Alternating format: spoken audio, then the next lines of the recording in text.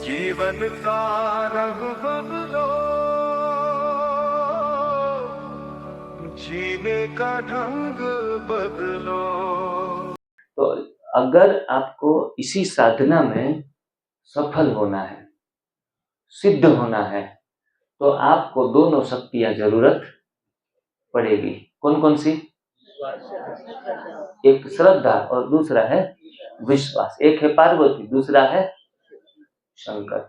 अब ये श्री रामचरितमानस जो है उसके ये चित्र जिसने भी बनाए होंगे, ये किसी ने संत तुलसीदास का चित्र बनाया है, तो इन्होंने ये श्री रामचरितमानस की रचना की है। और खास करके इस ग्रंथ में अलग अलग सेक्शन में, जैसे गीता में 18 अध्याय है, इसी तरीके से इसमें कांड, उसमें पहला कांड जो है उसका नाम है प्रथम सोपान बालकांड। बालकांड, तो बालकांड से लेके अरण्य कांड, युद्ध कांड जो भी है वो सारे गाए हुए हैं।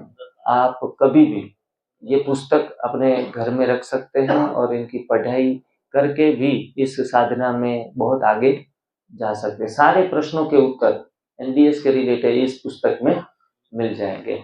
उसका एक सुंदर श्लोक है, भवानी शंकरो वंदे श्रद्धा विश्वास रूपेण।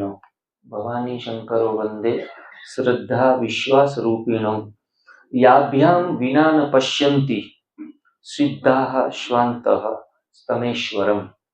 बहुत सुंदर श्लोक है, सारी साधना का सार जैसे इसमें समाया हुआ है। ये श्लोक हमें कहता है कि भवानी और शंकर, मतलब माँ पार्वती और शंकर, जो मेल और फीमेल का एक स्वरूप बताया जाता है देवी देवताओं में, वो दोनों ने इस साधना के विषय में बताया है कि ये दोनों चीजें, वो दोनों शक्तियां हैं। वो एक है श्रद्धा और दूसरा है विश्वास। शक्ति जो माँ दुर्गा या पार्वती कहेंगे, पार्वती जो है वो श्रद्धा का विषय है, और शंकर है वो किसका है? विश्वास का। शंकर है वो विश्वास का है। ये साधना का मुख्य सार इसमें समाया हुआ है। तो अगर आपको इसी साधना में सफल होना है, सिद्ध होना है, तो आपको दोनों शक्तियां जरूरत पड़ेगी। कौन कौन सी? एक श्रद्धा और दूसरा है विश्वास। एक है पार्वती, दूसरा है शंकर। दोनों शक्तियों की आवश्यकता रहेगी।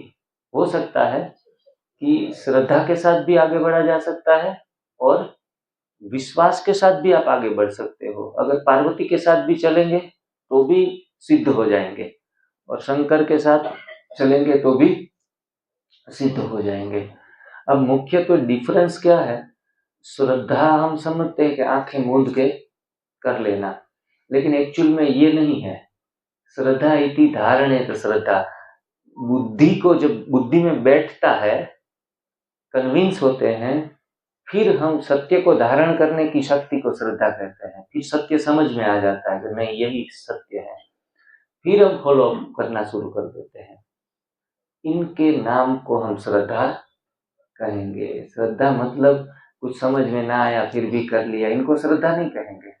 बहुत तेज बुद्धि से सारी चीजें हम जान लेते हैं, प्रश्न है उनके समाधान कर लेते हैं, और फिर जो जागृत होता है उनका नाम श्रद्धा है। मतलब ये मार्ग है वो दिमाग का मार्ग है। कहाँ का? श्रद्धा बुद्धि का मार्ग है। हम समझते हैं श्रद्धा दिल का मार्ग है, लेकिन ऐसा नहीं है। श्रद्धा बुद्धि का मार्ग है। ज्यादा मानो कि डॉक्टर लोबी के लोग जो होते हैं, तो डॉक्टर में क्या होता है, हर चीज का रिपोर्ट्स दिखाना पड़ेगा, क्या है, कितना प्लस हुआ, कितना माइनस हुआ, हर चीज को एविडेंस के साथ आगे बढ़ते हैं।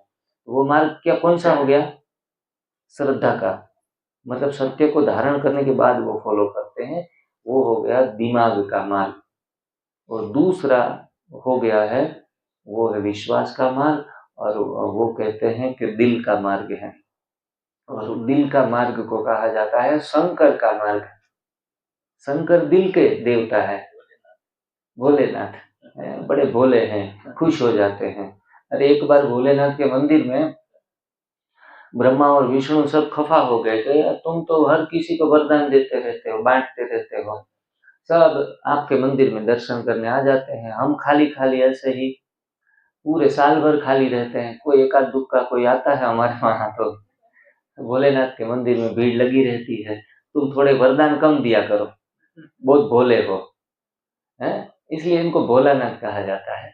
एक बार कोई चोर आ गया भोलेनाथ के मंदिर में, और चोर ने क्या किया, देखा कि कौन सी चोरी करने जैसी चीज है, तो दिखाई नहीं पड़ी, लास्ट में पता चला भोलेनाथ की जो लिंग थी उसके ऊपर चांदी का घड़ा बंधा हुआ था, उसमें थोड़ा सा पानी टपक रहा था, तो बोला कि ये चुराने के लिए, अच्छा चांदी के भाव भी अभी बढ़ गए हैं, तो सीधा उसके लिंग के ऊपर पैर रख के खड़ा हो गया।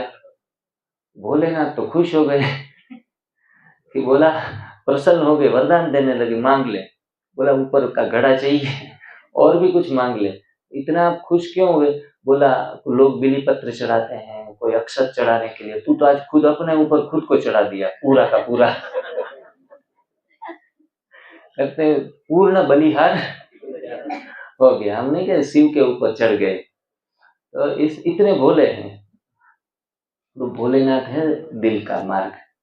तो जो लोग थोड़े कम समझ में आता है, बातें अटपटी लगती है, फिर भी ऐसा समझते नहीं भाई कह रहे हैं ना, अच्छा कह रहे हैं, करने जैसा है, ऐसे करके दिमाग चलाए बिना भी कर लेते हैं और कैंसर तक की बीमारियां ठीक हो जाती है। तो ये हो गया विश्वास का मार्ग। तो श्रद्धा और विश्वास दोनों आपको ये भवसागर की नैया को पार करा देंगे। इसलिए पहले के जमाने में कहते थे भक्ति मार्ग में कि कभी भी शास्त्रों में शंका नहीं करनी चाहिए, जो भी बताया है हमारे भले के लिए ही बताया होगा। तो एक है बंदर का मार्ग और एक है भालू का मार्ग, ये भी कहा जाता है। जो दिमाग से चलने वाले लोग हैं ना, वो बंदर के ऊपर चले जा रहे हैं, बंदर के मार्ग के ऊपर। दिमाग में आएगा, ठीक बैठेगा, सही है, किडनी वालों को खुला पालक नहीं पीनी चाहिए, इसमें तो ये पोटेशियम होता है, ये होता है, होता है। दिमाग बहुत लगाते हैं। और मैं तो देखता हूँ कहीं कहीं वाले किडनी वाले डॉक्टर ने मना किया है पालक खाने के लिए उनको, क्योंकि पालक से परहेज करो वरना क्रिएटिन बढ़ जाएगा। और हम तो थोड़ा बहुत एक गिलास ज्यादा नहीं पी सकते ग्रीन जूस, लेकिन थोड़ा भी पीते, पालक वाला पीते हैं तो भी 10 दिन में क्रिएटिन नीचे आ जाता है। मतलब ये हो गया विश्वास का मार्ग। वहां ज्यादा फिर दिमाग लगाने की जरूरत नहीं है। केला नहीं खाना चाहिए, केले में ये होता है, अरे भाई ज्यादा लंबा चौड़ा सोचो मत, भगवान का बनाया हुआ सारा अच्छा है, इंसान का बनाया हुआ आपको नीचे लेके जा सकता है। तो भालू का मार्ग मतलब दिल का मार्ग, जो लोग बहुत दिल से फॉलो करते हैं वो क्या है, भालू है, और जो दिमाग से फॉलो करते हैं वो क्या है।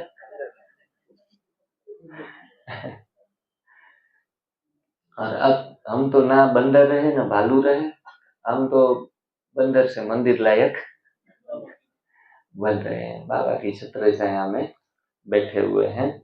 इसीलिए इस श्लोक में अंत में ये कहा गया है कि सिद्धों को भी क्या बोलते हैं, अगर बहुत बड़े ज्ञानी धानी योगी हैं, अगर उसके अंदर श्रद्धा भी नहीं होगी और विश्वास भी नहीं होगा तो ऐसे योगी भी सिद्ध नहीं हो सकते हैं।